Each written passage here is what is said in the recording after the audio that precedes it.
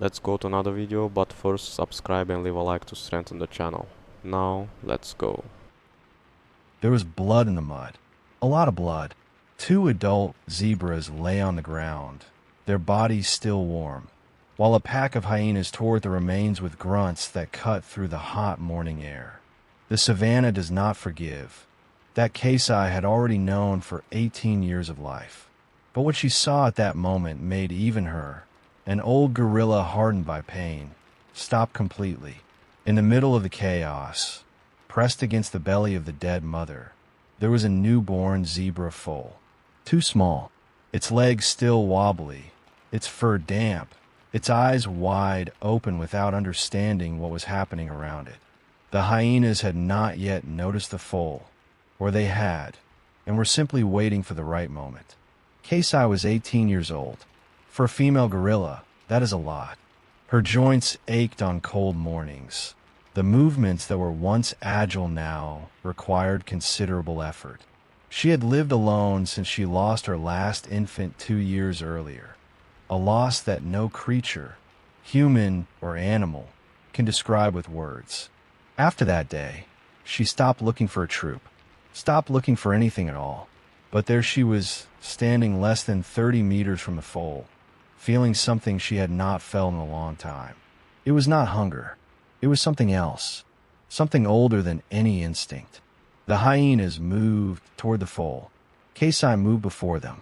What happened in the next seconds surprised even the birds watching from the acacias. Kasai charged with a force that seemed impossible for such a tired body, pounding the ground with her knuckles, letting out a deep grunt that echoed across the plain. The hyenas retreated. Not for long. They would return. They always returned. But for now, the foal was alive, and Kasai was standing in front of it, her chest rising and falling with effort, looking at those black and white stripes as if trying to understand what she had just done. The foal looked at her. It did not run away. It simply pressed its damp muzzle against her hand. No one would be able to explain what happened in that instant. Not even Kasai herself. But something changed, something that had no name, but that any being who has ever loved and lost would recognize. And so began a story that the savannah has not yet forgotten. If you are enjoying it, don't forget to subscribe to the channel, like the video, and leave in the comments what you thought, and which city or country you're watching from. Kasai had never taken care of another species. She had never needed to. In the first days, the foal did not know how to walk properly. He stumbled over his own legs, fell, got up with that silent stubbornness that only newborns have, as if the world had not yet taught them that giving up is a valid option.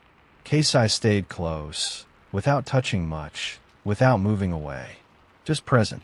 It was all she could offer at that very difficult moment. She called him Deo, not with words, of course, but with the way she looked at him, the way she positioned her body between him and any shadow that approached. Every being that takes care of another ends up creating a name, even without realizing it. The problem was that Kasai needed to eat, and Deo could not be left alone. She tried to move away once, in the early mornings, to fetch fruit 200 meters away. When she returned, the foal was standing exactly in the same place, trembling slightly, with his ears tilted back. He had not cried. He had not run away. He had simply waited, as if he knew, in some deep and inexplicable way, that she would come back. That broke something inside Kasai that she thought no longer existed. She began to carry him with her when she needed to move, something no gorilla would do with a zebra. The other animals that crossed their path stopped, looked for long seconds, and moved on without understanding what they were seeing. A family of elephants changed their entire route so as not to scare them. A young leopard spotted them from afar, stood completely still, and disappeared into the vegetation without making a sound. Even the savannah seemed confused by those two. But there was something Kasai still did not know, something that would change everything in the following weeks. The hyenas that had killed Deo's parents had not left. They had been following the two of them since the first day, with patience and method. There was one in particular, larger than the others, with a diagonal scar that cut across her muzzle, who led the group with calculated coldness. She never attacked without absolute certainty, and she was becoming more and more certain. Kasai had not yet noticed, but in the last nights, before sleeping, she would wake with a discomfort she could not name.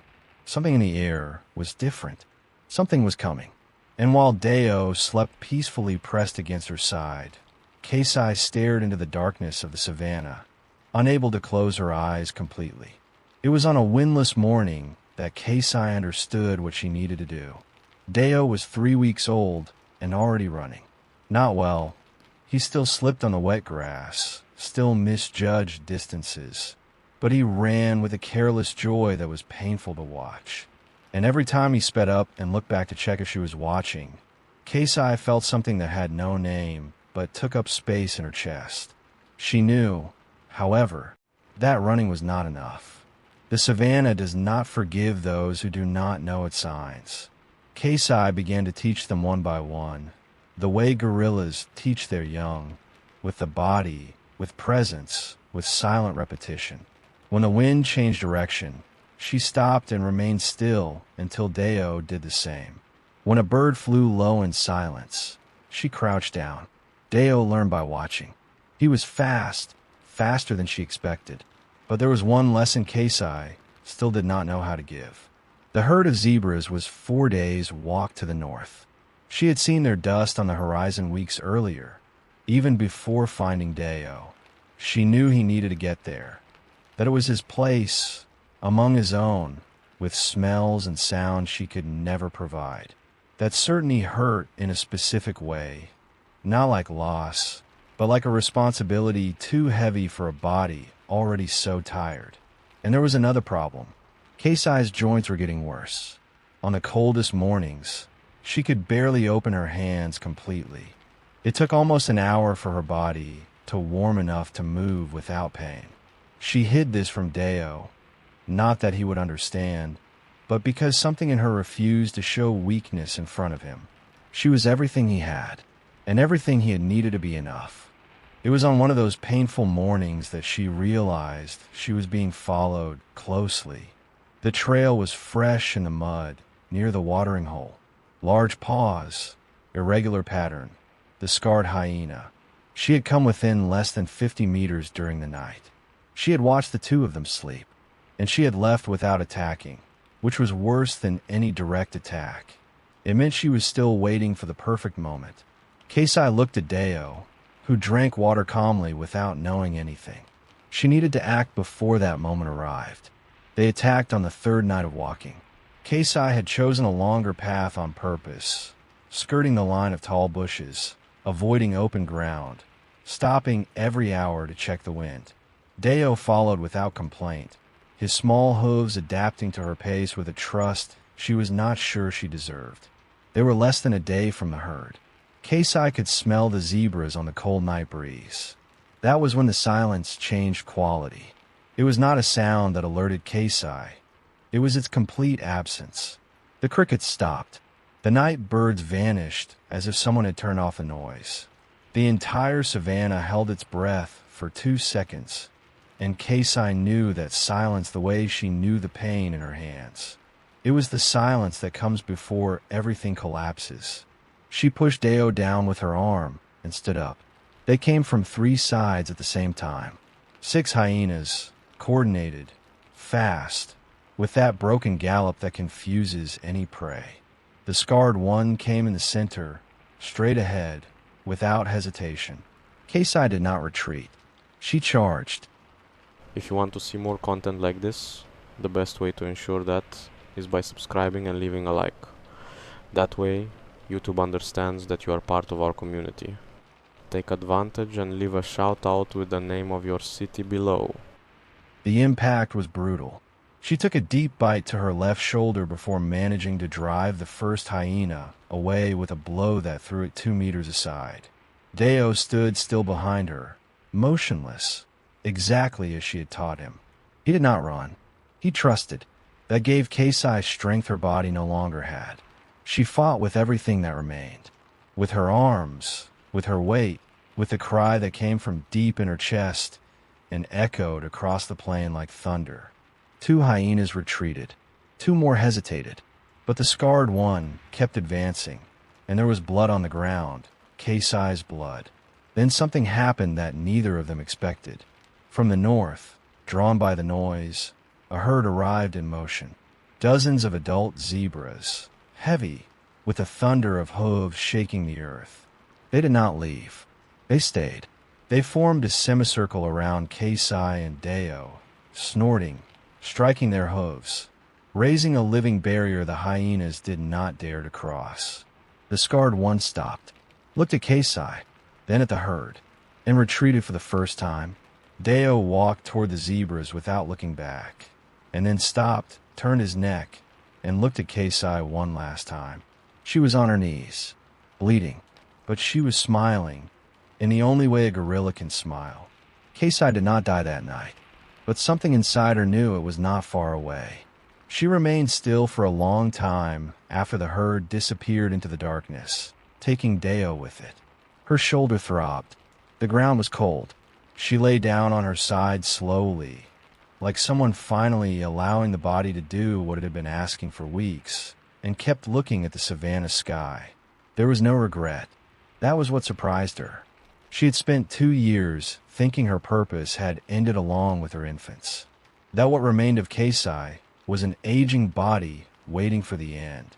But Deo had arrived without asking permission, with wobbly legs and a damp muzzle, and proved she was wrong. Not in a dramatic way, in a simple way, the way truth usually is. In the weeks that followed, travelers crossing that region reported something unusual. A zebra foal that walked differently from the others, that stopped at any sign of danger before the adults noticed, that instinctively positioned himself between the younger ones and any threat. The elders of the region said they had never seen a zebra like that, as if he had been taught by another kind of being. And they were right. Deo grew up carrying Keisai within him, not as a memory, but as a way of existing in the world, the way of stopping when the wind changes, the calm in the face of a predator, the choice to stand between danger and the vulnerable. He did not know how to explain where that came from. It simply was. The savannah keeps stories in its own way, not in words, but in behaviors that pass from generation to generation without anyone understanding their origin. They say that even today, in that northern stretch, the zebras have a different instinct. Sharper, more collective, more human, some would say. Keisai never knew that, but perhaps she knew in another way, the way only someone who is truly loved can know, without needing to see the outcome. Love that asks for nothing in return does not disappear. It transforms. It becomes instinct, becomes protection, becomes the zebra who stops before the others and looks toward the horizon, as if waiting for someone who left, but who somehow is still there. If this story touched you, don't forget to subscribe to the channel, like the video, and leave in the comments what you thought, and which city or country you are watching from.